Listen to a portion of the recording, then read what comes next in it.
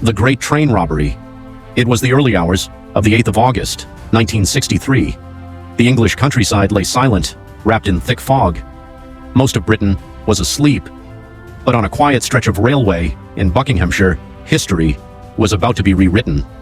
This evening was not an ordinary night. This evening was the night of the Great Train Robbery. In the early 1960s, Britain relied heavily on its railways. Royal Mail trains carried letters, parcels, and vast amounts of cash across the country. Every single night, millions of pounds traveled through the darkness. Security existed, yes, but compared to modern standards, it was limited, and someone was watching. The mastermind behind the operation was Bruce Reynolds, calm, intelligent, patient. He carefully assembled a team of around 15 men, each chosen for a purpose, each assigned a role. This was not chaos, this was calculation. For months, they studied railway timetables.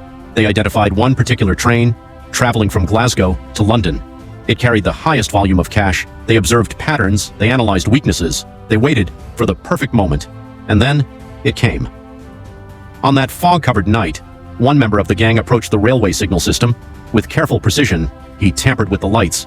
Green became red. And when the Royal Mail train approached at speed, the driver saw the red signal and did exactly what he was trained to do. He stopped. At approximately 3:03 a.m., the train came to a halt. Within seconds, shadowed figures emerged from the darkness, wearing gloves, wearing masks, moving quickly but calmly. They climbed into the locomotive. The driver, Jack Mills, was confronted, startled, confused, frightened. He was forced to cooperate. As the gang ordered him to move the train forward to a nearby bridge, a more isolated location, out of sight, everything was running to schedule. Then, the unloading began. Canvas sacks, heavy with banknotes, were passed from hand to hand in a steady, organized chain. There was no shouting, no panic, no gunfire, just speed, precision, control. In less than 30 minutes, they removed over £2.6 million. At the time, it was an unimaginable sum. Today, it would equal tens of millions. And then, just as quickly as they had appeared, they were gone. The gang drove to their temporary hideout, Leatherslade Farm, hidden deep in the countryside. It seemed perfect.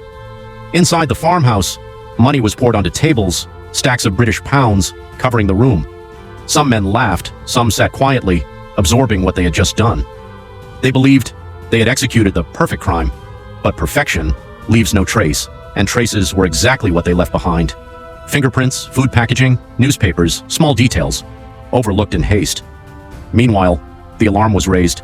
The injured train driver reported the robbery, and by morning, Britain was stunned. Headlines exploded across newspapers. How could a train be stopped? How could millions disappear into the night? Scotland Yard launched one of the largest investigations in its history.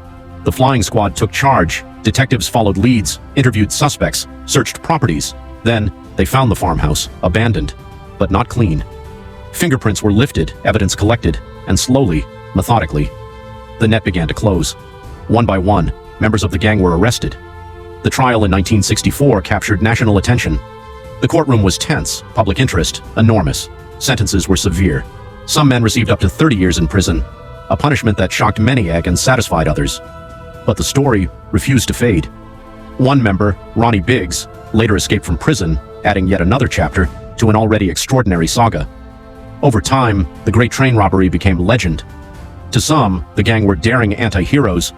To others, they were reckless criminals who endangered lives for greed. But one thing is certain, after that night, Britain changed. Railway security was redesigned, cash transport systems were strengthened, procedures became stricter, the system had been exposed, and it would never be that vulnerable again. More than 60 years later, the image remains powerful.